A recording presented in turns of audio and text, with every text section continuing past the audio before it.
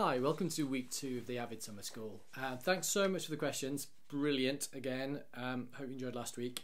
So I'm going to show you firstly a little bit of how I use Pro Tools in my process because we've had some questions about that. Peter Roos, how does Pro Tools fit into your workflow? Do you use it for MIDI sequencing or just to deliver an audio session with cues synced to picture?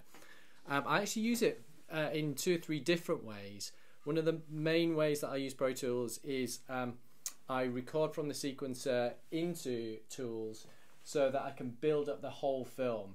I'll hopefully do one of those screenshotty things in a minute. We'll see if that works. But basically you can see this is First Men in the Moon, which was Mark Gatiss' TV film of a couple of years ago. And you can see that in this session I've got a whole load of different versions of the film, because anybody who's worked on film will know that you constantly get recuts, and so I keep track of all of these in Pro Tools. And I've also got down here, I've got the dialogue and the temp music that was, and then in here I've built up all my separate cues going across. You can see 1M24 Daybreak there, and if I play one of these, you'll see it's really super easy to get an overview of where you are in the film at any point. I think this is incredibly useful for when you're trying to build up a sense of where you are, how all the different cues relate to each other within a film, and also if you need to then conform all your cues because the picture changes, then this is really the only way that I've been ever comfortable about sort of knowing where all my music fits into the film. That's one of the ways in which we use Pro Tools. Also we use it on the recording stage and to mix and to do some sound munging, which I'll talk about another week. Well done Time Machine.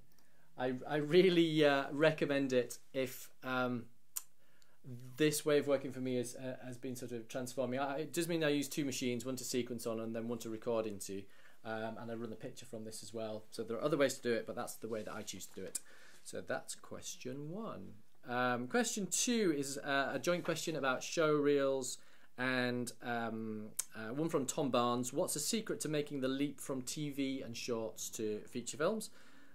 Combining this with Hugh Porter's question, what type of work would you suggest putting together to show when applying for work? I haven't done much writing for film, but I've produced and written music. Is this still good to show? It's a difficult question because I think the days of just putting music onto a CD or these days onto a website and hoping that people will find exactly the right thing for their project out of your work is a bit of a long shot, because they haven't really got the time or the energy or motivation to go searching that hard. So what I would recommend for show reels, I do have a general show reel that my agents do send out when asked, but we try and ask the question immediately if we're asked for a show reel, is what is your film about? What's your TV show about? What kind of influences have you got? And then we'll always put together a collection of music, the best collection that we can, that will reflect that. So they're not listening to romantic comedy music when they're doing a slasher film. So try and that also builds up the relationship immediately. So if you can, try and interact with the production, send them useful stuff. They will then feel that you're kind of connected. And that's the way that we do it. So I hope that helps. And then question 3, which is, I've called it transferable skills, but it's from Andres Rodriguez, and it's having experience in the industry. Do you have any trouble working on other digital audio workstations after having learned Pro Tools? It seems very daunting to have to know them all otherwise.